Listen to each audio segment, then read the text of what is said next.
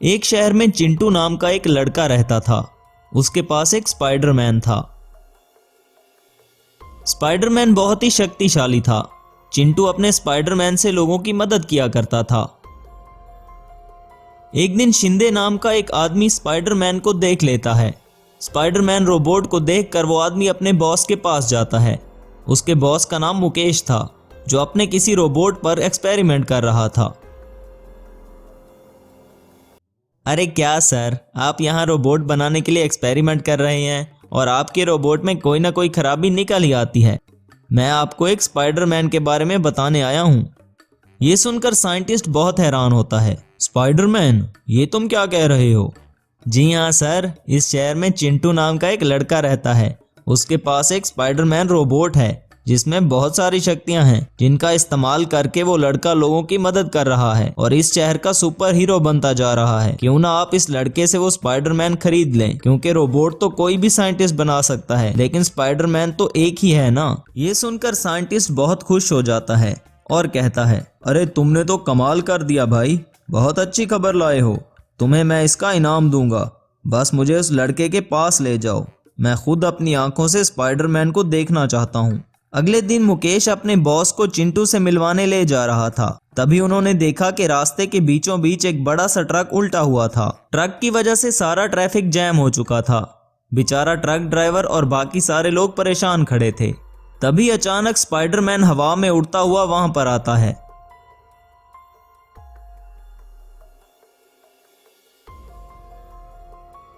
Spiderman के हाथों से जाले निकलने लगते हैं, जिनसे स्पाइडरमैन उस ट्रक को सीधा कर देता है। ये देखकर सभी लोग खुशी से तालियां बजाने लगते हैं और स्पाइडरमैन वहां से उड़कर चला जाता है। ये सब देखकर साइंटिस्ट मुकेश बहुत चकित हो जाता है और वो कहता है, अरे वाह, ये तो बहुत कमाल की चीज है। मैं इसे हर कीमत पर पाने के लिए तैयार हूँ, क्योंकि इस स्पाइडरमैन की मदद से मैं इस पूरे शहर पर हुकूमत कर सकता हूँ। तब वो दोनों चिंटू के पास आते हैं। शिंदे चिंटू का जानने वाला था और वो चिंटू से कहता है, चिंटू, ये हमारे शहर के सबसे बड़े साइंटिस्ट हैं और इनको तुम्हारा स्पाइडरमैन बहुत पसंद आया है। ये अब तुमसे स्पाइडरमैन खरीदना चाहते हैं। ये सुनकर चिंटू कहता है, ये स्पाइडरमैन मुझे एक स्वामी जी ने दिया था और कहा था कि तुम ये स्पाइडरमैन किसी और को मत देना, वरना इस स्पाइडरमैन की सारी शक्तियां चली जाएंगी। ये तुम कैसी बातें कर रहे हो बच्चे? मैंने अभी खुद देखा है वो स्पाइडरमैन कितना शक्तिशाली है और तुम इसे मुझे देना नहीं चाहते, इसलिए बहाने बना रहे हो। तुम ऐसा करो, ये स्पाइडरमैन मुझे बेच दो। अगर इसकी शक्ति चली गई तो मैं इसे स्पाइडरमैन रोबोट बना दूंगा। मुझे तो लग ही रहा था कि आप इस स्पाइडरमैन का गलत इस्तेमाल करोगे और अब मुझे पता चल गया, क्योंकि अगर इस स्पाइडरमैन में शक्ति चली भी जाए तो आपको कोई परवाह नहीं। और मैं ये स्पाइडरमैन आपको किसी भी कीमत पर नहीं दूंगा, क्योंकि मैं इससे लोगों की मदद करता हूँ। ये सुनकर साइंटिस्ट को बहुत गुस्सा आता है। वो चिंटू को अपनी गन से मारने ही वाला था कि स्पाइडरमैन ने अपने जाले से उसको उठाकर दूर फेंक दिया। लालची साइंटिस्ट बुरी तरह से स्पाइडरमैन के जालों में जकड़ा हुआ था। तब चिंटू के कहने पर स्पाइडरमैन उस साइंटिस्ट को छोड़ देता है। साइंटिस्ट अपनी लैब में वापस आता है और सोचता है, ये स्पाइडरमैन अगर मेरा नहीं हुआ तो अब किसी और का भी नहीं होगा। तब वो अपने एक और साइंटिस्ट दोस्त को कॉल मिलाता है और उसे सारी बात बताता है। तुम मुझे एक मॉन्स्टर रोबोट की चिप बना कर दो। तब साइंटिस्ट का दोस्त पूछता है, क्या तुम इस शहर में तबाही मचाने वाले हो? तुम्हें पता है ना वो मॉन्स्टर रोबोट कितना खतरनाक है? वो इस सारे शहर को तबाह कर सकता है। मुझे किसी की कोई परवाह नहीं, मैं बस अपना बदला लेना चाहता हूँ और इस स्पाइडरमैन को तबाह करना चाहता हूँ। फिर मैं इस चिंटू को भी जिंदा नहीं छोड़ूंगा, लेकिन मुझे ये सारा काम प्लानिंग के साथ करना होगा। तुम मुझे ये बताओ, तुम्हें ये चिप बनाने में कितना समय लगेगा? मुझे 4 से 5 दिन तो लग ही जाएंगे। फोन ऑफ करने के बाद साइंटिस्ट को एक आइडिया आता है और वो सोचता है, स्पाइडरमैन भी बहुत पावरफुल है। अगर इसने मेरे मॉन्स्टर रोबोट को खत्म कर दिया तो फिर से वो हीरो बन जाएगा और मुझे भी नहीं छोड़ेगा। क्यों ना मैं पहले स्पाइडरमैन का ही कुछ करूं। तब वो अपने आदमी शिंदे को एक इंजेक्शन देता है और उसे कहता है कि ये इंजेक्शन स्पाइडरमैन को दे। अगली रात शिंदे चुपके से स्पाइडरमैन के पास जाता है और वो जहरीला इंजेक्शन स्पाइडरमैन को लगा देता है। अगले दिन जब चिंटू स्पाइडरमैन के पास आया तो वो बेकाबू हो चुका था और अजीब सी हरकतें कर रहा था। वो चिंटू की कोई बात नहीं मान रहा था। ये सब देखकर चिंटू बहुत परेशान हुआ और सोचने लगा, ये मेरे स्पाइडरमैन को न जाने क्या हो गया है, मेरी बात क्यों नहीं मान रहा, जरूर कुछ गड़बड़ है। कुछ दिन बाद शहर के कुछ लोग चिंटू के पास आते हैं। तब एक आदमी कहता है, अरे ये क्या बला है जो ना तुम्हारे कंट्रोल में है और ना तुम्हारी बात मानता है। हम अभी पुलिस को खबर करते हैं और वो इसको यहाँ से ले जाएंगे। तब चिंटू परेशान होकर कहता है, आज तक मेरे स्पाइडरमैन ने इस पूरे शहर वालों की मदद की है, लेकिन अब वो किसी मुश्किल में है, हमें उसकी मदद करनी चाहिए। तुम ठीक कह रहे हो बेटा, हमारे स्पाइडरमैन ने हमेशा इस पूरे शहर की मदद की है, अब हमें भी उसकी मदद करनी चाहिए। सबसे पहले हमें पता लगाना होगा कि इस सब के पीछे किसका हाथ है। तब वो स्पाइडरमैन के लिए एक बड़ा सा लोहे का पिंजरा बनवाते हैं ताकि वो किसी को भी नुकसान ना पहुंचा सके। लेकिन एक रात वो स्पाइडरमैन पिंजरा तोड़कर उस शहर से भाग जाता है। ये बात उस गद्दार साइंटिस्ट को भी पता चलती है और वो अपने मॉन्स्टर रोबोट की चिप अपने एक जायंट रोबोट में लगा देता है। चिप इंस्टॉल होते ही रोबोट से अजीब सी आवाज़ें आने लगती हैं और देखते ही देखते एक धमाके के साथ वो एक हल्क रोबोट में ट्रांसफॉर्म हो जाता है।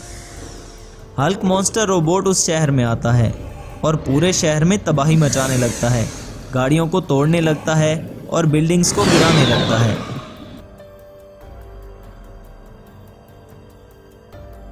हल्क जब पूरे शहर में तबाही मचा रहा था तब साइंटिस्ट भी वहां पर मौजूद था। उस साइंटिस्ट को देखकर चिंटू को सारी बात समझ आ जाती है। तब चिंटू अपने अंकल के पास उनकी लैब में जाता है, वो भी एक साइंटिस्ट थे। चिंटू अपने अंकल को सारी बात बताता है। अंकल अपने टैब से स्पाइडरमैन को ट्रैक करने लगते हैं। तब उनको स्पाइडरमैन की लोकेशन मिल जाती है। वो दोनों उस लोकेशन को चेक करते हुए जंगल में पहुंचते हैं। वहां वो स्पाइडरमैन बेहोश पड़ा होता है। तब चिंटू के अंकल स्पाइडरमैन को एक इंजेक्शन लगाते हैं जिससे वो थोड़ी ही देर में होश में आ जाता है। इंजेक्शन लगने से स्पाइडरमैन अब बिल्कुल ठीक हो चुका था और वो फिर से चिंटू की बात मानने लगता है। ये देखकर चिंटू बहुत खुश हो जाता है। तब चिंटू के अंकल कहते हैं, मैंने इसमें एक पावर बूस्टर चिप भी लगा दिया है, जाओ चिंटू अपने स्पाइडरमैन से सारे शहर को बचा लो। तब स्पाइडरमैन शहर में वापस आ जाता है। ये देखकर लोग बहुत खुश होते हैं। स्पाइडरमैन सारे शहर में हल्क मॉन्स्टर रोबोट को ढूंढने लगता है। थोड़ी ही देर में उससे हल्क नजर आ जाता है। स्पाइडरमैन रोबोट और हल्क मॉन्स्टर रोबोट आमने सामने आ जाते हैं।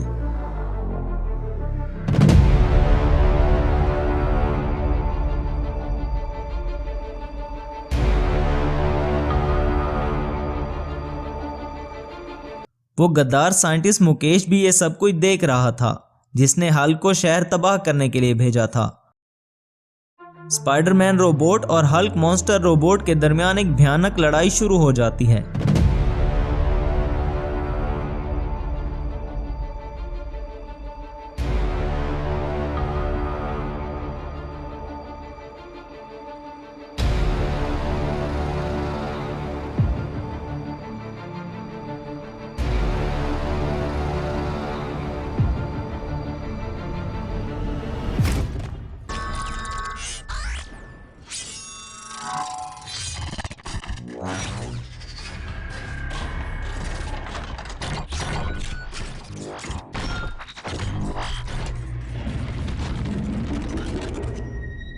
आखिर में Spiderman robot Hulk monster robot को अपने जालों में जकड़कर खत्म कर देता है। तब चिंटू पुलिस को इस साइंटिस्ट के बारे में बताता है और पुलिस उस साइंटिस्ट को गिरफ्तार कर लेती है। सभी लोग बहुत खुश होते हैं। स्पाइडरमैन फिर से उस शहर का हीरो बन जाता है। क्रिश इंडिया का सुपर हीरो था। इंडिया में कोई भी मुसीबत आती तो वो इसका सामना करता था। वो आए रोज कई लोगों की जान बचाता था। एक दिन एक बड़े से ट्रक के ब्रेक फेल हो चुके थे और वो पूरे शहर में तबाही मचा रहा था। तब क्रिश वहां पर आया और उसने उस ट्रक को रोक लिया। वहां पर खड़े सभी लोग, वो देखो क्रिश क्रिश हमारा सुपर हीरो, ऐसा कहने लगते हैं। ये बात इंडियन आर्मी को भी पता चलती है कि हमारे देश में एक सुपर हीरो का जन्म हुआ है जिसका नाम क्रिश है। तब एक आर्मी ऑफिसर क्रिश को किसी सीक्रेट मिशन के लिए अपने ऑफिस में बुलाते हैं। क्रिश, हम जानते हैं तुम देश के एक सुपर हीरो हो, जिसने हमेशा मासूम लोगों की जान बचाई है। हमें तुम पर गर्व है। हम तुम्हें एक बहुत ही खास मिशन पर भेजना चाहते हैं, लेकिन ये हमारी आर्मी का एक बहुत ही सीक्रेट मिशन है। इस राज का पता किसी और को नहीं चलना चाहिए।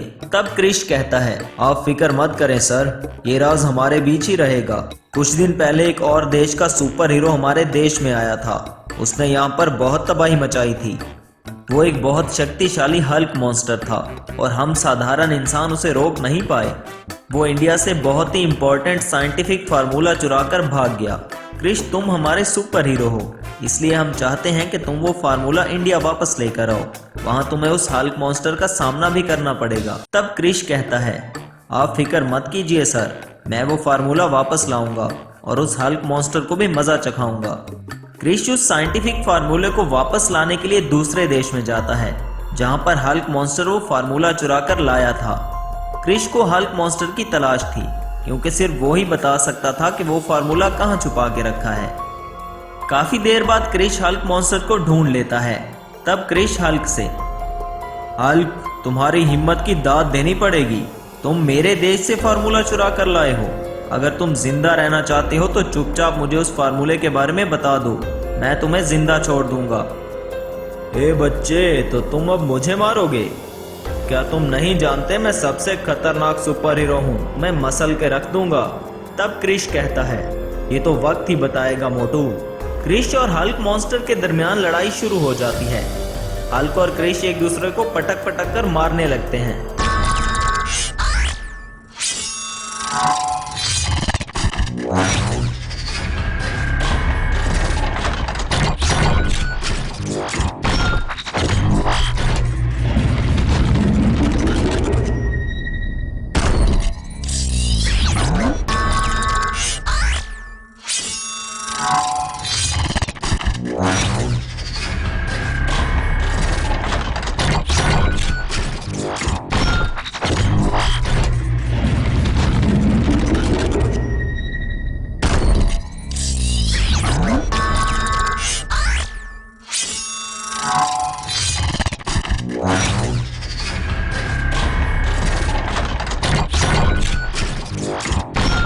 आखिर में क्रिश हल्क मॉन्स्टर को मारने ही वाला था कि तब हल्क कहता है, मेरी जान बख्श दो, मैं तुम्हें इस फार्मूले के बारे में बताता हूँ। क्रिश फार्मूले के बारे में पता करके हल्क मॉन्स्टर को छोड़ देता है। जा मोटे, मजे कर, तुझे जान से नहीं मार रहा, लेकिन आइंदा कभी मेरे देश की तरफ आने की कोशिश भी मत करना। क्रिश वो फार्मूला वहां से लेकर इंडिया वापस आता है। ये बात उस दुश्मन मुल्क की आर्मी को भी पता चलती है। तब दुश्मन मुल्क का एजेंट दुनिया के सबसे बड़े और शक्तिशाली सुपर हीरो आयरन मैन को अपने पास बुलाते हैं और उसे कहते हैं, तुमने हमें जो सुपर हीरो हल्क दिया था वो इंडिया से एक फार्मूला चुरा कर लाया था। फिर हमने उस फार्मूले की रक्षा उस हल्क मॉन्स्टर को दी थी। वो फार्मूला हमारे लिए बहुत जरूरी था, लेकिन इंडिया ने अपना एक सुपर हीरो भेजकर वो फार्मूला वापस ले लिया। तब आयरन मैन पूछता है, इंडिया के पास कौन सा सुपर हीरो है? इंडिया के सुपर हीरो का नाम क्रिश है, जो कि बहुत शक्तिशाली है और उसने हल्क मॉन्स्टर का वो हाल किया कि वो अब क्रिश के नाम से भी डरता है। अच्छा, तो ये बात है। इस दुनिया का सबसे बड़ा सुपर हीरो कौन है? देखो आयरन मैन, इस बात का फैसला तब होगा जब तुम वो फार्मूला इंडिया से वापस लेकर आओगे, क्योंकि वहां अब तुम्हारा सामना क्रिश से होने वाला है।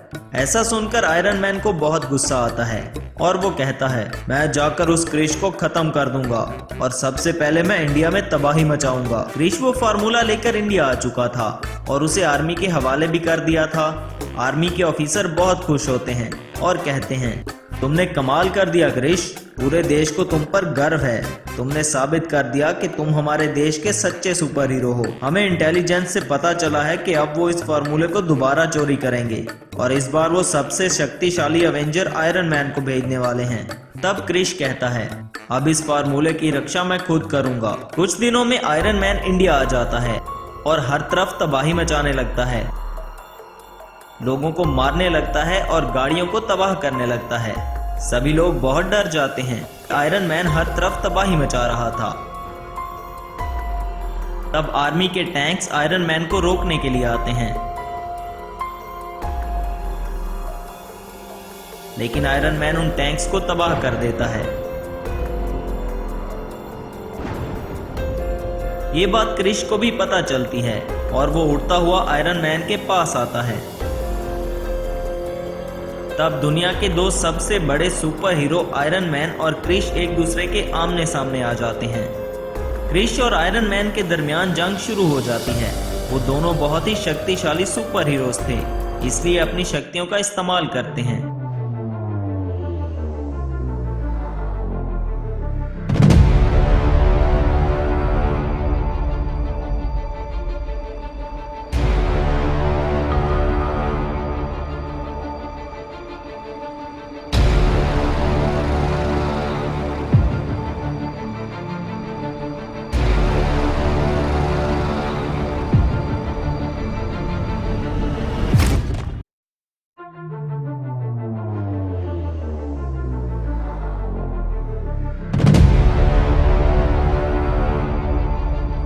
आखिर में Krrish robot Iron Man robot को खत्म कर देता है।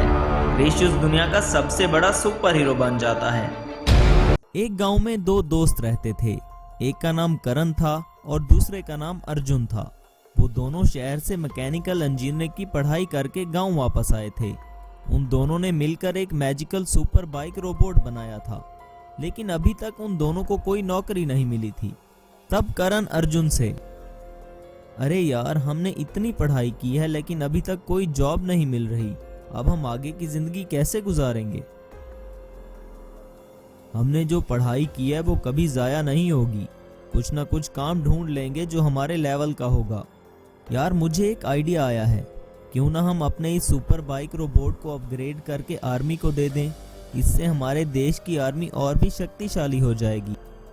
अरे वाह यार, ये तो कमाल का आइडिया है। हम आज से ही अपने सुपर बाइक रोबोट को अपग्रेड करना शुरू कर देते हैं। चलो अब गैराज में चलते हैं। अर्जुन के पापा का गांव में एक गैराज था। वो लोगों की सब गाड़ियां ठीक करके देते थे और जो गाड़ियां पुरानी हो जाती इनको वो खरीद लेते और आगे ज्यादा दाम में बेच देते थे। तब करण और अर्जुन उस गैराज में जाते हैं, क्योंकि उस दिन अर्जुन के पापा की तबीयत थोड़ी खराब थी और वो अर्जुन को कहते हैं, बेटा आज तुम गैराज पर ही रहो। अगर कोई आए तो उसे कहना गाड़ी कल तक ठीक करके देंगे। तब वहां गैराज में एक आदमी गाड़ी ठीक करवाने आता है, जो कि असल में एक बहुत बड़ा साइंटिस्ट था। अर्जुन उस साइंटिस्ट की कार को देखने लगता है। अरे वाह यार, क्या कार है। अगर ऐसी कार मेरे पास होती तो मैं इसको एक रोबोट में ट्रांसफॉर्म कर देता। तब वो साइंटिस्ट चकित होकर अर्जुन से पूछता है, ये तुम क्या कह रहे हो? तुम कैसे एक कार को रोबोट में ट्रांसफॉर्म कर सकते हो? सर, मैंने शहर से मैकेनिकल इंजीनियरिंग की पढ़ाई की है और ये मेरा दोस्त भी मेरी हेल्प करेगा, तो मैं इस कार को एक बड़े रोबोट में बदल सकता हूँ। तब वो साइंटिस्ट कहता है, बेटा तुम अभी बच्चे हो। मैं एक साइंटिस्ट हूँ जो बहुत से रोबोट बना चुका है, लेकिन मैंने 20 साल में ऐसे किसी रोबोट के बारे में नहीं सुना। तब अर्जुन उस प्रोफेसर को एक ऐसी जगह पर ले जाता है जहां वो और उसका दोस्त एक्सपेरिमेंट किया करते थे। वहां उनका विशाल मैजिकल बाइक रोबोट खड़ा होता है।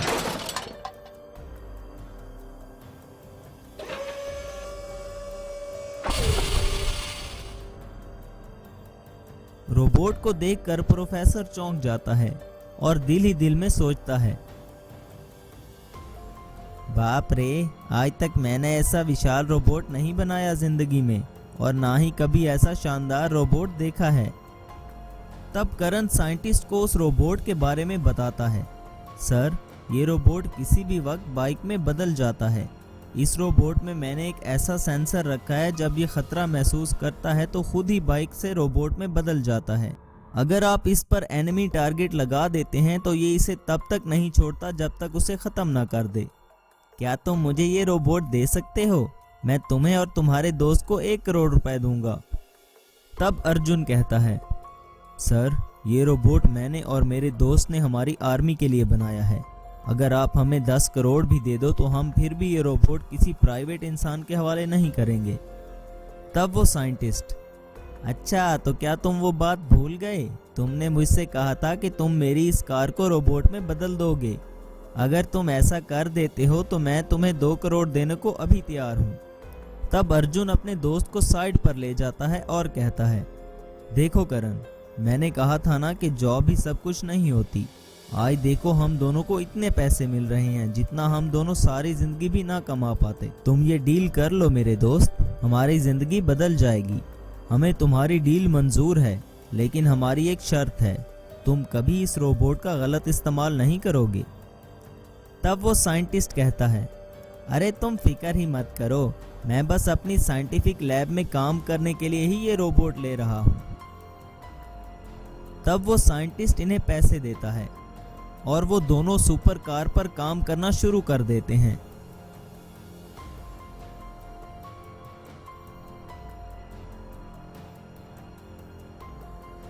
कुछ दिन की मेहनत के बाद वो सुपर कार को सुपर कार रोबोट में ट्रांसफॉर्म कर देते हैं। तब वो साइंटिस्ट उस रोबोट को अपने साथ लेकर जाता है।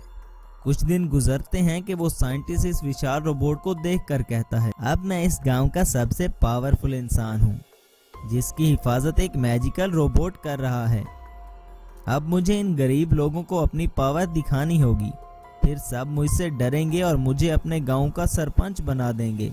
फिर मेरा ही राज होगा इस गांव पर। इन दोनों करण और अर्जुन को अपने सुपर बाइक रोबोट पर बहुत घमंड है। इसी रोबोट की वजह से ही वो दोनों अकड़ कर चलते हैं। गांव पर राज करने के लिए सुपर बाइक रोबोट का खात्मा बहुत जरूरी है। अगले दिन करण अर्जुन अपने रोबोट के साथ आ रहे थे कि तभी दीपक अपने सुपर कार रोबोट को लेकर उनके सामने आ जाता है और कहता है, क्यों रे पपलू टपलू, बड़ा घमंड है तुम्हें अपने बाइक रोबोट का। आज मैं तुम्हारे रोबोट का सत्यानाश कर दूंगा और फिर इस गांव का मालिक मैं हूँगा। अगर जिंदा रहना चाहते हो तो ये बाइक रोबोट भी मुझे दे दो और मेरे गुलाम बन जाओ, वरना अभी तुम्हारी खैर नहीं। ये मत भूलो दीपक, ये सुपर कार रोबोट भी हम दोनों ने ही बनाया है। अरे मैं भी एक साइंटिस्ट हूँ, कोई ऐरा गैरा नहीं हूँ। मुझे अपने रोबोट की पावर का अच्छी तरह पता है। तुम्हारा बाइक रोबोट 1 मिनट भी नहीं टिक पाएगा मेरे रोबोट के सामने। तब दीपक का robot magical super bike robot पर हमला कर देता है।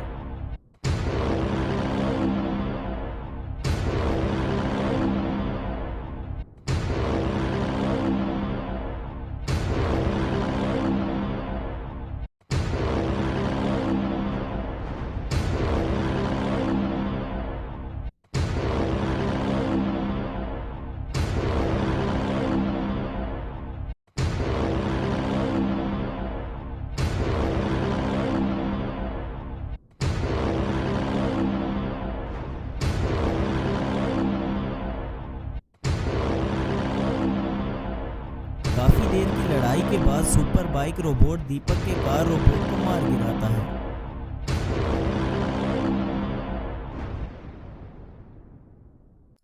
तब दीपक करण अर्जुन से, मुझे माफ कर दो दोस्त, गांव का मालिक बनने की लालच में मैं अंधा हो गया था।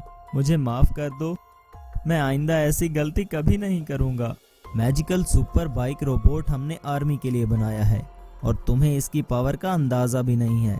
अब यहाँ से अपने इस कबाड़ को उठाओ और दफा हो जाओ और फिर कभी मत आना हमारे गांव में। दीपक एक मकार आदमी था।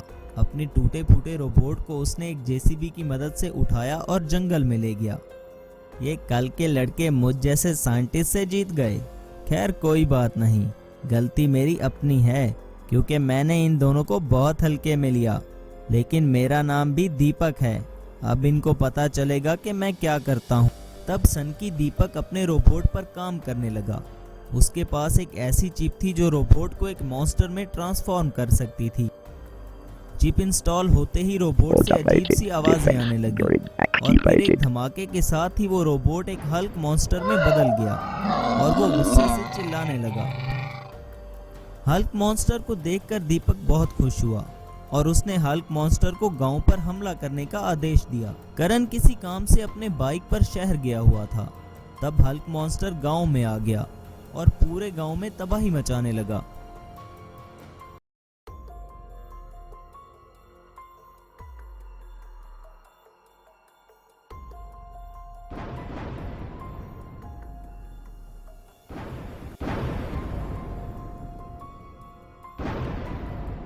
गांव के सभी लोग डर के मारे इधर उधर भागने लगे। अब अर्जुन ने शहर के मेयर को कॉल करके आर्मी को हल्क मॉन्स्टर मारने के लिए वहां पर बुलाया। आर्मी अपने टैंक और हेलीकॉप्टर लेकर हल्क मॉन्स्टर को मारने आ गई, लेकिन उनकी गोलेबारी का हल्क मॉन्स्टर पर कोई असर नहीं हुआ।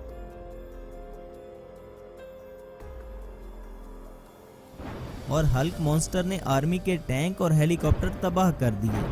हल्क मॉन्स्टर सारे गांव में तबाही मचाते हुए वापस जंगल में दीपक के पास चला गया। इतने में करण अपनी बाइक पर गांव वापस आ गया। अर्जुन ने उसे सारी बात बताई। उस सन की दीपक के हल्क मॉन्स्टर ने हमारे पूरे गांव को तबाह कर दिया है। अगर हमने इसे ना रोका तो वो पूरे देश में तबाही मचा देगा। हमारे सुपर बाइक रोबोट के होते हुए दीपक ऐसा कभी नहीं कर सकेगा। तुम फिक्र मत करो, हम अभी जंगल जाकर उस हल्क मॉन्स्टर का शिकार करते हैं। करण और अर्जुन अपनी बाइक पर जंगल में हल्क मॉन्स्टर का शिकार करने आए। उन दोनों को जंगल में देखकर हल्क मॉन्स्टर गुस्से से चिल्लाने लगा। तब मैजिकल सुपर बाइक रोबोट में बदल गई और उसने हल्क मॉन्स्टर पर हमला कर दिया।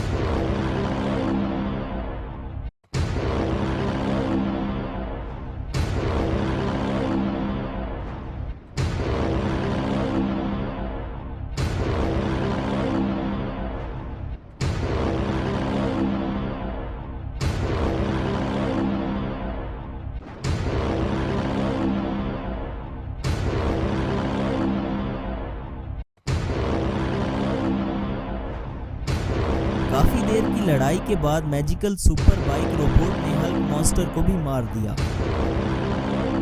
अर्जुन ने दीपक को पुलिस के हवाले कर दिया और उसकी सारी प्रॉपर्टी बेचकर गांव वालों के नुकसान की भरपाई कर दी।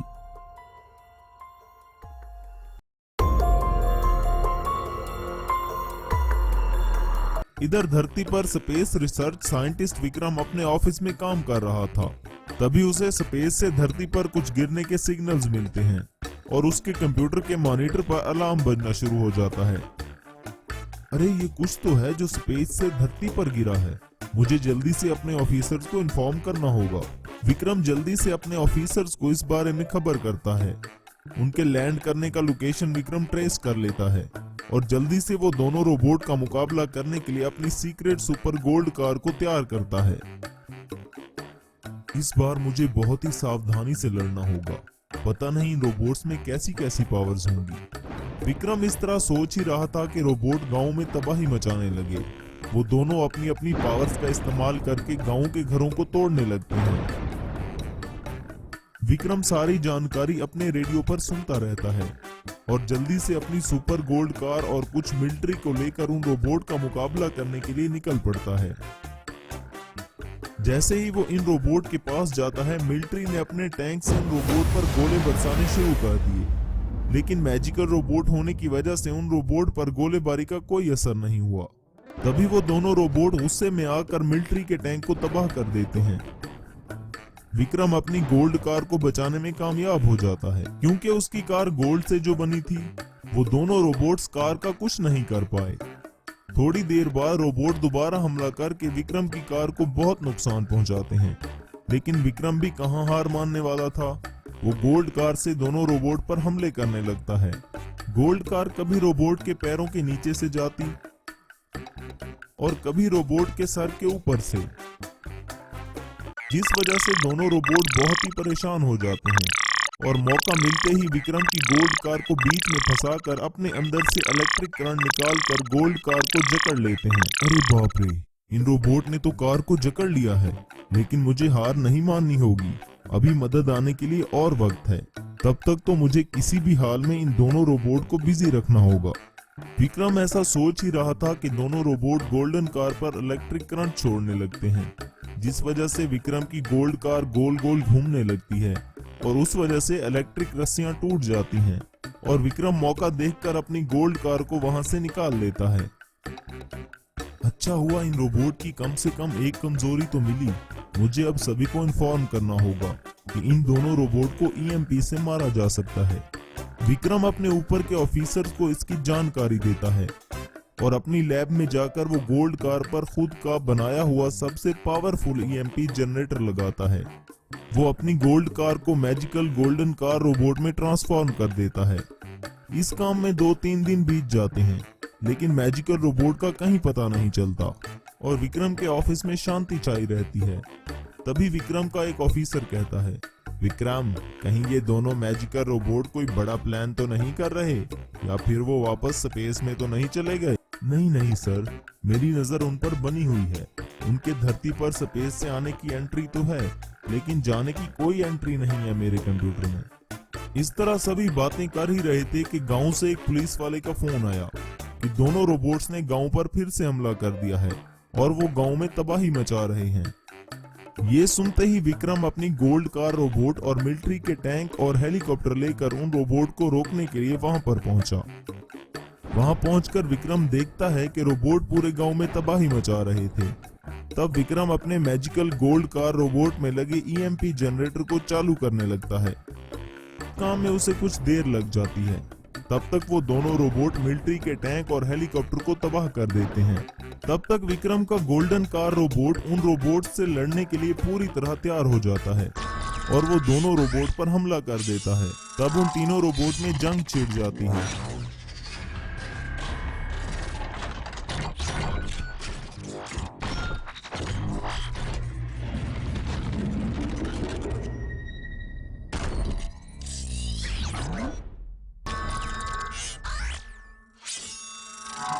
वो दोनों रोबोट्स विक्रम के गोल्ड कार रोबोट के काबू से बाहर हो रहे थे कि तभी रोबोट ने अपने अंदर लगे ईएमपी जनरेटर से इलेक्ट्रिक शॉक निकाला, जिससे उन दोनों रोबोट्स के परखच्चे उड़ गए। इस तरह विक्रम अपने मैजिकल गोल्ड कार रोबोट का इस्तेमाल करके दोनों रोबोट्स को मार गिराता